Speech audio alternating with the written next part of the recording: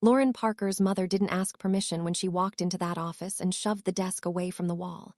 She didn't yell or negotiate, just announced it like a court verdict already signed. "We're giving this room to him for his studio. You can work in the basement." Her brother Ethan leaned against the doorway with his arms folded, watching Lauren's monitors flicker and die like it was entertainment. He smirked and added, "You'll be fine down there, right?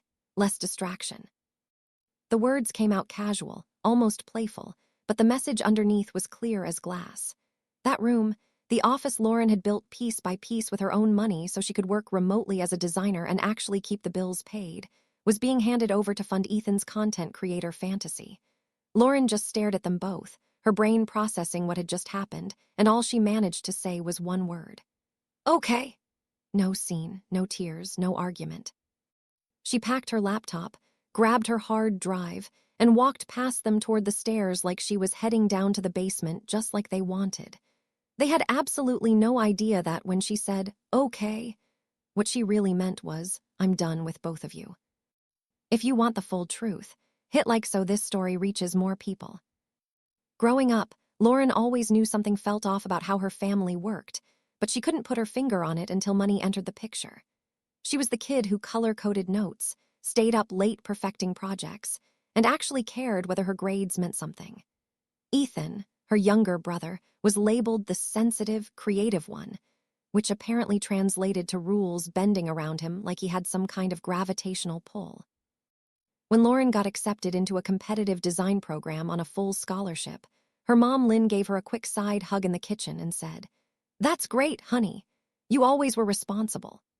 When Ethan barely passed an online class he'd skipped half the assignments for, Lynn ordered a custom cake from the bakery down the street and posted a 3-paragraph Facebook tribute like he'd just discovered the cure for a terminal disease. Lauren learned early that doing things right didn't earn confetti in this house. It earned silence and higher expectations. After college, when Manhattan rent hit $3,000 a month for what was basically a closet with a sink, moving back to their Brooklyn place felt like the only choice that made financial sense. Lauren told herself it would be temporary, just long enough to stack some savings from her UX design job and freelance projects.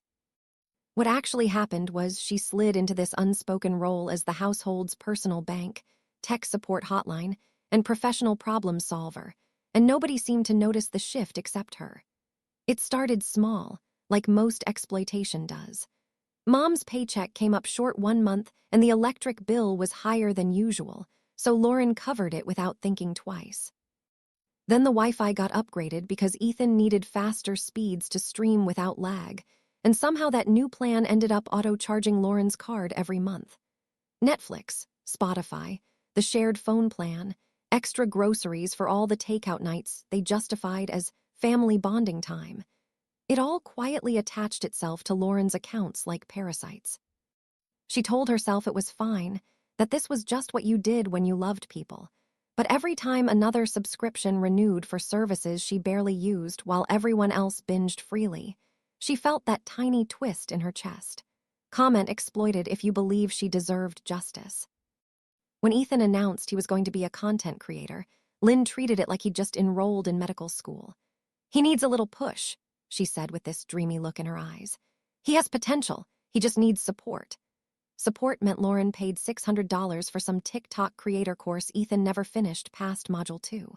Support meant she ordered ring lights and phone tripods off Amazon using her Prime account for the channel that would supposedly change their lives. Support meant Lauren dragging herself out of bed at 2 in the morning to reset the router when it crashed during one of Ethan's late-night gaming streams because he was testing setups. Meanwhile, Lauren's actual work, the job that brought real money into this house every single month, happened quietly in the background like elevator music nobody paid attention to. She turned that little room on the top floor into a legitimate office because nobody else wanted it or cared about it. She spent her own savings on a proper desk, an ergonomic chair she researched for weeks, a second monitor, a drawing tablet, and ring lighting so she didn't look half-dead on client video calls. She pinned wireframes to the walls, covered her desk in sticky notes with color-coded task lists, and built an actual career in that space that landed her raises, better clients, and contracts that kept this entire household afloat. That office was the difference between Lauren barely scraping by and Lauren actually thriving as a professional. But whenever Lynn talked about it, she'd wave her hand dismissively and say, "Lauren's lucky she can work from home." Lucky, as if opportunity just fell from the sky, and Lauren didn't claw her way there through late nights and unpaid internships. At the same time, Lynn talked about Ethan like he was one viral video away from buying them all a house in the Hamptons. She never once asked how many hours Lauren spent iterating on an interface or debugging someone else's sloppy code. She only noticed when a bill was due, and somehow, magically, it got paid. Lauren kept a running tally in her notes app, just for herself, because she knew nobody else was tracking it.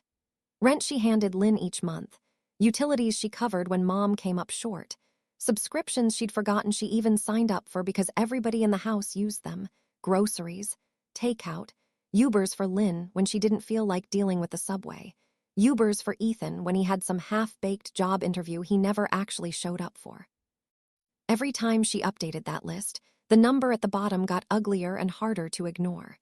Lynn kept calling it family helping family, but Lauren started calling it something else in her head, slowly bleeding money so they could all pretend everything was fine. The worst part wasn't even the money itself. It was that they truly believed they were the ones struggling the most. Ethan would sigh dramatically about how hard it was to make it as a creator, while sitting in the room Lauren paid to heat, scrolling through $200 sneakers he wanted. Lynn would complain about prices going up, and Lauren would bite her tongue instead of pointing out that her name was on half the accounts keeping Lynn's life comfortable. Type yes if you want to see all targets hit at once. Lauren knew logically that she'd allowed this situation to build. She'd said yes too many times, stepped in before they ever had to feel consequences, smoothed every sharp edge until there were no edges left. Because she kept doing it, they assumed she always would, and that assumption became the family script. Lauren will handle it, Lauren will pay it, Lauren will fix it. She just never expected them to physically shove her out of the very room that made all of that possible. A couple of weeks after most of her important things were already secretly moved to Queens, Lauren came home from grabbing coffee and noticed something felt wrong when she walked past what used to be her office. The door was open, light spilling out, Ethan's voice drifting into the hallway as he talked to his phone and tested camera angles. She stepped inside and her eyes went straight to the empty spot where her ergonomic chair used to be. The cheap folding chair from the basement sat there instead, wobbling under Ethan's weight as he adjusted his tripod. Her stomach dropped 3 floors. "Hey, where's my chair?" she asked, even though she already knew the answer was going to hurt. Ethan barely glanced back at her. "Mom sold it," he said casually, like he was mentioning the weather. "We needed the money for my mic." Those words hit harder than a slap. Lauren turned and walked straight to the kitchen where she found Lynn rinsing dishes like it was any other Tuesday. "Where's my chair?" she repeated, her voice flat. Lynn didn't even look up at first, just kept scrubbing a plate in circular motions. "Oh, that," she said with a shrug. "I listed it on Facebook Marketplace. We got $250 for it. Ethan really needed a proper microphone if he's going to take this seriously. We'll get you something else for the basement." "Your old one was overkill anyway." Lauren just stared at her, words piling up in her throat with nowhere to go. That chair wasn't some random piece of furniture she'd found at a garage sale. It was something she'd bought with her bonus after her team shipped a major feature. She'd picked it out after weeks of back pain, sitting in it on the showroom floor while imagining herself finally working like an actual professional instead of hunched over a kitchen table like a college student. "You sold it," Lauren said slowly, testing each word, "without asking me." Lynn shrugged again, finally meeting her eyes with this annoying mix of confusion and irritation, like Lauren was the unreasonable one in this conversation. "Lauren, it's just a chair. We share things in this house. We needed money. Ethan needed equipment. You can sit on literally anything and work. You're young, you'll be fine." Something inside Lauren went very, very quiet in that moment, like all the noise in her head just stopped. For years, she'd tried to explain her side, tried to gently justify her spending, tried to remind them what she contributed without sounding bitter or petty. It never stuck, never changed anything, never made them see her as anything other than the responsible one who could handle more. Standing there listening to her mom talk about a chair Lauren bought with her own paycheck like it was just community property she could cash out for Ethan's next hobby purchase, Lauren realized talking was completely done. You didn't share it, she said quietly. You sold it, and you didn't need money. You needed my money again. Lynn's jaw tightened, her hands freezing on the dish towel. Don't start, Lauren, she warned. We're all under pressure right now. You know how expensive everything is, and Ethan's trying to build something. He needs support. There it was again, that word support that only ever flowed in one direction. Lauren nodded slowly, pulled out her phone, and opened the notes app she'd been updating for months. She scrolled, turned the screen toward her mom, and watched Lynn's eyes dart over the numbers. This is what I mean. Rent, utilities, groceries, subscriptions, Ubers, Ethan's course, his gear, half the stuff you don't even remember asking me to cover. Lynn's mouth pressed into a thin line. That can't be right, she said weakly. That's exaggerated. The totals are insane. Things were tight, but not that tight. Lauren tapped the screen.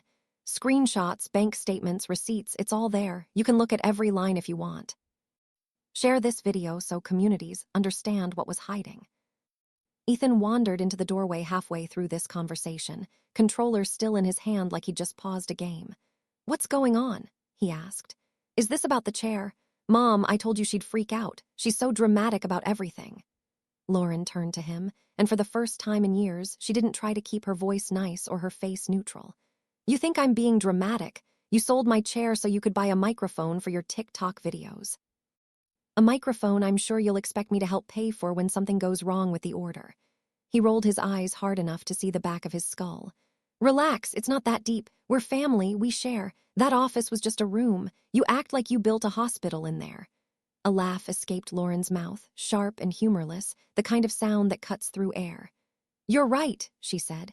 It was just a room. A room where I worked the job that's been keeping this family afloat, while you play influencer, and Mom pretends we can afford everything because magic money appears every month. Lynn stepped in quickly, her voice rising with that edge she used when she wanted to shut conversations down. That's enough, Lauren. You're being disrespectful. We're all just doing our best. Ethan's trying to find his path. You've always been the responsible one. You can handle more. That's just how it is. There it was, the script, the explanation that had kept Lauren trapped for years. You can handle more was just code for you will handle more because we don't want to. Lauren felt her face go cold, that numbness that comes right before a major decision. No, she said quietly. That's how it used to be. Lynn frowned, confusion flickering across her features. What are you talking about? Lauren slipped her phone into her pocket, suddenly done with this entire conversation, done with years of this pattern, done with being the person who fixed everything while getting nothing but taken for granted. I'm talking about the fact that I'm moving out this weekend. The room went completely still, like someone had hit pause on reality. For a second, Lauren thought maybe they hadn't heard her, maybe the words hadn't actually come out. Then Lynn laughed, a short, disbelieving sound that bounced off the kitchen tiles. Don't be ridiculous. You can't just move out. Where would you even go? You know how expensive rent is. You're not thinking straight. Ethan snorted from the doorway. Sure you are, he muttered sarcastically. You're mad about a chair in a room, so you're gonna run away and make everything worse. Lauren looked between them, feeling strangely calm, like she'd finally stepped off a moving treadmill she'd been running on for years. You pushed me out of my office without a second thought, she said evenly. You sold my furniture without asking. You took my money, my time, my energy like it was owed. And you never once stopped to think what would happen if I stopped giving it. I have somewhere to go. I have a lease. I moved most of my stuff out on Saturday. If this shocked you, comment revenge below. Lynn's face went through several emotions at once, disbelief, anger, and something that looked almost like fear. You can't do this to us, she said quietly, her voice losing its edge. We need you here. You help with everything. You know we depend on you. Lauren nodded, that truth finally sitting on the table where everyone could see it. I know. That's why I'm doing it. Because as long as I'm here, nothing changes. Ethan scoffed, trying to sound confident, but his voice had a wobble in it now. You're just trying to punish us. You'll come back. You always do. Maybe that had been true in the past. Maybe old Lauren would have backed down, apologized, found a way to make everyone comfortable again. Not this time. She walked past them, climbed the stairs to her room, and closed the door before they could say anything else that might make her second-guess the decision. She sat on the edge of her bed, opened her phone, and pulled up the U-Haul app, her thumb hovering over the screen for half a second. Then she picked the date, selected the time, chose the truck size she needed for the last few pieces that remained, and hit confirm.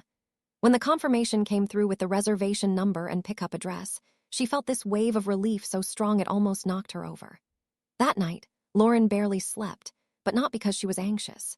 She kept thinking about the studio apartment waiting for her in Queens, the one with the big window facing the street and just enough wall space for her desk and monitors. She thought about waking up in a space where nobody would barge in demanding she fix the router or cover another bill or hand over furniture she'd bought with her own money. She thought about what it would feel like to open her bank account and see money staying there instead of draining out to fund other people's lives. Saturday came faster than expected, and Lauren was ready. The U-Haul pulled up at 9 a.m., and she started loading the last of her things while Lynn and Ethan watched from the living room in stunned silence. Lynn tried one more time, standing in the doorway with her arms crossed. "You're really going to leave us like this, after everything we've done for you?" Lauren paused, a box of books in her arms, and looked at her mom with something that might have been pity. "Everything you've done for me. Mom, I've been paying your bills for 2 years. I've been funding Ethan's hobbies. I've been keeping this house running while you both acted like it just happened on its own." She loaded the last box, closed the truck, and climbed into the driver's seat. Through the windshield, she could see them both standing on the porch, Ethan with his phone out probably texting someone about the drama, Lynn with her hand over her mouth like she still couldn't believe this was happening. Lauren started the engine, pulled away from the curb, and didn't look back. The first bill came due exactly 12 days after Lauren left. It was the electric bill, the one that had been auto-paying from Lauren's account for the past 18 months. Except now her account wasn't linked anymore, because she'd quietly changed all her passwords and removed every autopay connected to that Brooklyn address. Lynn called 3 times that morning, and Lauren let every single one go to voicemail. When she finally listened to them, Lynn's voice had gone from annoyed to panicked. "Lauren, pick up. The electric bill bounced, and they're saying we have 5 days to pay or they'll shut it off. I don't understand what happened. Call me back." The text started next, filling up Lauren's phone with messages that all said the same thing in different words. "We can't afford this without you. Please pick up." Ethan sent his own message, shorter and somehow more entitled. "Yo, the Wi-Fi bill didn't go through. Can you just pay it and we'll figure it out later?" Lauren read them all from her studio apartment, sitting in her ergonomic chair she'd replaced with her own money, staring at her monitor in the office she'd built in a space that actually belonged to her. She didn't respond right away, just let them sit with the reality of what happened when the person they took for granted finally walked away. A week later, Lynn showed up at Lauren's building unannounced. The building manager called up to ask if Lauren wanted to let her in, and Lauren almost said no. But something made her curious, some small part of her that wanted to see if her mom had finally understood. Lynn looked smaller somehow when she walked into the studio, her eyes scanning the space like she was trying to understand how Lauren had pulled this off. "This is really nice," she said quietly, and for a second she sounded genuine. Then she sat down on Lauren's small couch and started crying. "We're drowning," she said. "The bills are piling up. Ethan had to get a part-time job and he hates it. I'm working extra shifts and I'm exhausted." "I don't know how you did all this." Lauren stood by the window, arms crossed, watching her mom fall apart. Part of her wanted to cave, to fix it like she always had, to write a check and make the problem disappear. But a bigger part of her remembered the chair they sold without asking, the office they took without caring, the years of bleeding money and energy into people who never once said thank you. "I did it by sacrificing everything," Lauren said quietly. "My savings, my peace, my space, my boundaries. I did it by letting you take and take until there was almost nothing left." Lynn looked up, mascara smudged, and for a moment she looked like she might actually apologize. Instead, she said, "So you're just going to let us suffer, after everything?" Lauren shook her head. "No, Mom, I'm going to let you figure it out like adults. The way I had to figure it out when nobody helped me." Lynn left 20 minutes later without getting what she came for, and Lauren closed the door feeling lighter than she had in years. The calls and texts kept coming for a while, guilt trips and accusations and desperate pleas that all sounded the same. Lauren blocked Ethan after he sent a message calling her selfish and saying he hoped she was happy ruining the family. She put Lynn on mute and only checked her messages once a week, just to make sure there wasn't an actual emergency. From what she could piece together through mutual friends and the occasional message she did read, Lynn and Ethan eventually figured it out. They had to. because Lauren wasn't coming back to save them. Ethan got that part-time job at a warehouse and kept it because he needed the money. Lynn cut back on expenses, stopped ordering takeout every other night, and started actually budgeting. The house didn't fall apart like they'd predicted. They just had to live within their actual means for the first time in years. Meanwhile, Lauren's life expanded in ways she hadn't expected. Without the constant drain of other people's problems and bills, she saved enough to buy a better desk, upgrade her equipment, and take on bigger freelance projects that actually excited her. She made friends in her building, people who didn't know her as the responsible one or the person who fixes everything, just as Lauren. She learned to sit in her studio apartment without guilt, without waiting for someone to burst in demanding something, without checking her phone every 5 minutes to see who needed what. The freedom of it was almost scary at first, like she didn't know what to do with all that space and time that used to belong to other people. But she learned, slowly, to fill it with things that mattered to her. Projects she cared about, hobbies she'd ignored for years, quiet mornings with coffee and no interruptions. 6 months after she left, Lauren landed a major contract with a tech startup that nearly doubled her income.